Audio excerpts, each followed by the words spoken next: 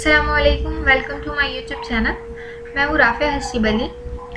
आज हम बात करने वाले हैं ब्रांचेस ऑफ केमिस्ट्री। ठीक है, लास्ट हमने बात की थी contributions of scientist, different scientist की बात की थी। ठीक है, डिफरेंट पीरियड्स के साइंटिस्ट की बात की थी, जिसमें ग्रीक पीरियड्स, मुस्लिम पीरियड्स और मॉडर्न पीरियड्स के साइंटिस्ट थे।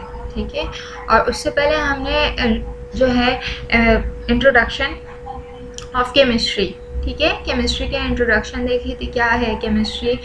ठीक है, आज हम बात कर रहे हैं ब्रांचेस ऑफ केमिस्ट्री।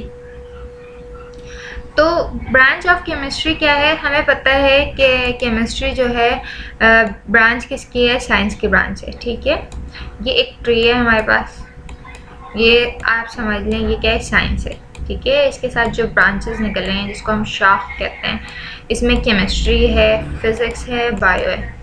अब इसके सब ब्रांचेस हैं। ठीक है, केमिस्ट्री के भी सब ब्रांचेस हैं, जो कि टोटल यहाँ पे हम डिस्कस करेंगे 11 ब्रांचेस। ठीक है, कितने डिस्कस करेंगे हम, 11 ब्रांचेस डिस्कस करेंगे। तो केमिस्ट्री की सब ब्रांचेस हम देखते हैं कि कौन कौन से हैं और क्या क्या हैं। मैं रिमूव कर लूँ।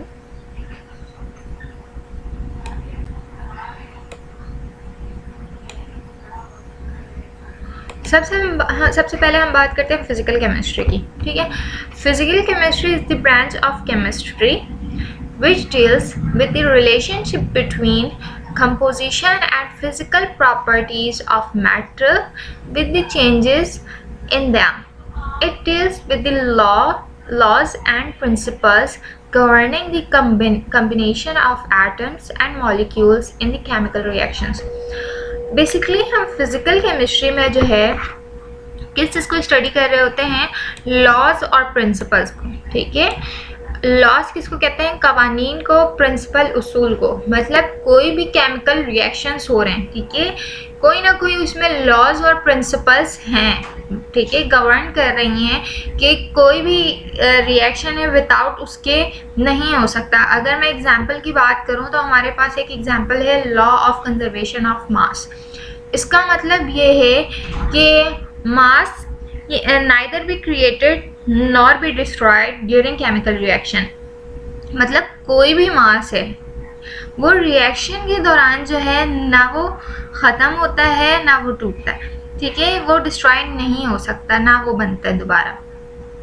एग्जाम्पल के तौर पे कि बहुत सिंपल सा एक मैं एग्जाम्पल देती हूँ कि हम बिरयानी बना रहे हैं। ठीक है, अब उसमें जो है 5 किलो गोश्त डाल दिए, 5 किलो चावल डाल दिए, तो हमारे पास जो प्रोडक्ट बनना चाहिए वो क्या बनना चाहिए, 10 kg। ठीक है, 5 + 5 10।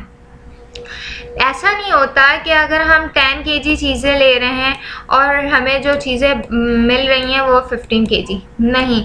मतलब जितना हम मास डालेंगे रिएक्शन के दौरान, जितने भी मास बन रहे होते हैं, ठीक है, रिएक्ट कर रहे होते हैं, प्रोडक्ट उतना ही बन रहा होता है। ऐसा नहीं होता उससे ज़्यादा बन जाए। तो इस चीज़ के बारे में स्टडी करना क्या कहलाता है, फिजिकल केमिस्ट्री कहलाता है। अच्छा, नेक्स्ट हमारे पास है ऑर्गेनिक केमिस्ट्री।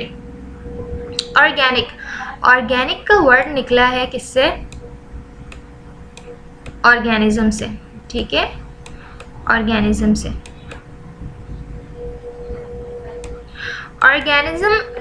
ऑर्गेनिक केमिस्ट्री में हम ऐसे केमिकल रिएक्शंस के बारे में पढ़ते हैं या ऐसे कंपाउंड्स के बारे में पढ़ते हैं जो हमें लिविंग ऑर्गेनिज्म से हासिल हों। ठीक है, मतलब जानदार चीज़ों से हासिल हों।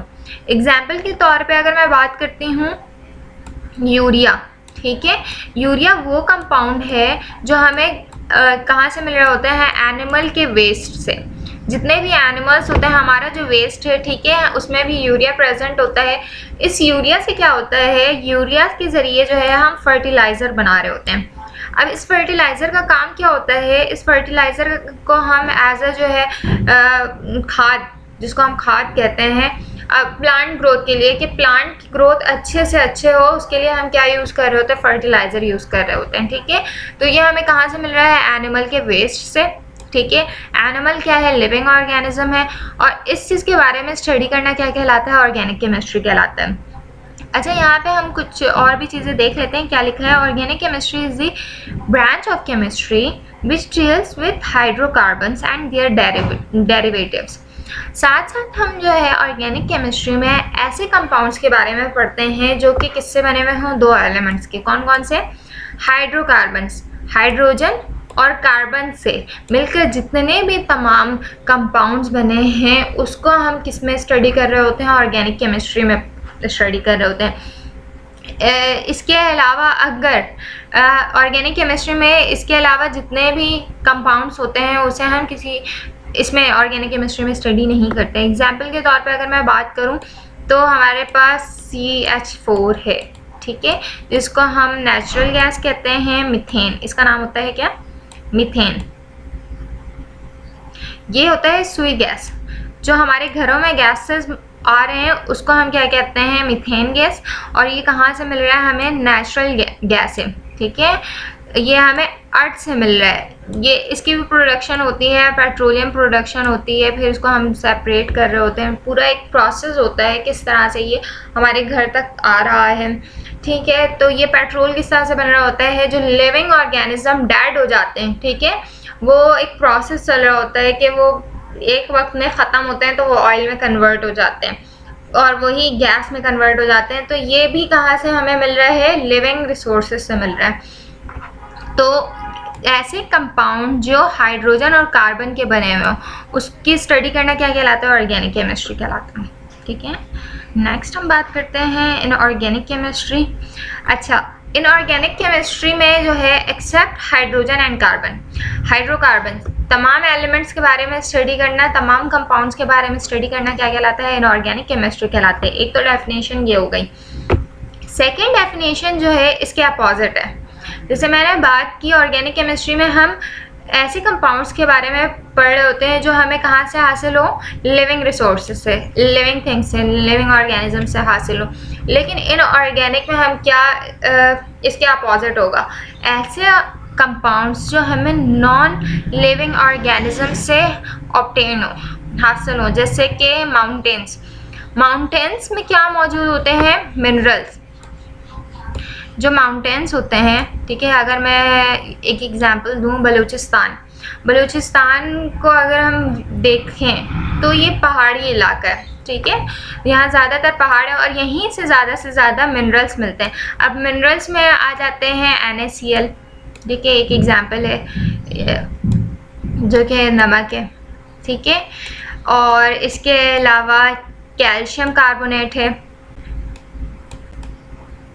ये सारे जो है ये सारे क्या हैं? मिनरल्स हैं जो कि हमें कहाँ से मिल रहे हैं? माउंटेन से मिल रहे हैं, नॉन लिविंग रिसोर्सेज से मिल रहे हैं। अच्छा, this compounds are generally obtained from non living organism. It is applicable in all areas of chemical industry. इसको जो है हम इंडस्ट्री में भी यूज़ कर रहे होते हैं, जैसे कि ग्लास बनाने के लिए, सीमेंट, सेरेमिक्स एंड मेटलर्जी। इन तमाम चीज़ों के लिए हम इसे यूज़ कर रहे होते हैं और इन चीज़ों के बारे में स्टडी करना क्या कहलाता है? इनऑर्गेनिक केमिस्ट्री कहलाता है। अच्छा, उम्मीद करती हूँ ये बात समझ में आ गई होगी। चलें नेक्स्ट बात करते हैं बायोकेमिस्ट्री की। बायोकेमिस्ट्री, बायो का वर्ड निकला है लाइफ से, ठीक है, या हम ये भी कह सकते हैं इसमें जो है हम 50% बायोलॉजी और 50% केमिस्ट्री के बारे में स्टडी कर रहे होते हैं। मतलब कि अगर मैं बात करूं, जितने भी लिविंग ऑर्गेनिज्म है वो किससे बने हुए हैं? सेल से बने हुए हैं, ठीक है। अब ये सेल्स जो हैं डिफरेंट कंपाउंड से बने हैं, ठीक है, डिफरेंट कंपाउंड से बने हैं और ये डिफरेंट कंपाउंड मॉलिक्यूल्स, और मॉलिक्यूल्स किससे बने हुए हैं? एटम से बने हुए हैं, ठीक है। मतलब कि लिविंग ऑर्गेनिज्म भी किस पे बेस कर रहे होते हैं? केमिकल कंपाउंड्स पे बेस कर रहे होते हैं, ठीक है, सच एज कार्बोहाइड्रेट। अगर मैं कार्बोहाइड्रेट की एग्जांपल दूं, कार्बोहाइड्रेट हमारे लिए मेन रिसोर्सेज है फॉर एनर्जी, ठीक है। इसके बगैर जो है इसको हम बिल्डिंग ब्लॉक ऑफ लाइफ भी कहते हैं। हमारी बॉडी में जो एनर्जी मिल रही है वो कार्बोहाइड्रेट के ज़रिए। कैसे कि हमारी बॉडी में जो है कार्बोहाइड्रेट ब्रेक डाउन होता है, ग्लूकोज से एनर्जी रिलीज़ हो रही होती है और वो जो है हमें उसके ज़रिए से ATP के फॉर्म में वो एनर्जी मिल रही होती है। तो ऐसे कंपाउंड्स के बारे में स्टडी करना क्या कहलाता है? बायोकेमिस्ट्री कहलाता है, ठीक है, जो हमारी लाइफ से रिलेटेड हो। अब हम खाना खा रहे हैं, ठीक है, जो ब्रेक डाउन का प्रोसेस है वो विदाउट केमिकल हमारी बॉडी में नहीं हो सकता, ठीक है। डिफरेंट एंजाइम्स होते हैं जो कि ये वर्क कर रहे होते हैं, और वो एंजाइम्स भी क्या होते हैं? केमिकल कंपाउंड्स होते हैं, ठीक है, जो कि फूड को ब्रेक डाउन करने में हेल्प करवा रहे होते हैं। तो इन सब के बारे में स्टडी करना क्या कहलाता है? बायोकेमिस्ट्री कहलाता है।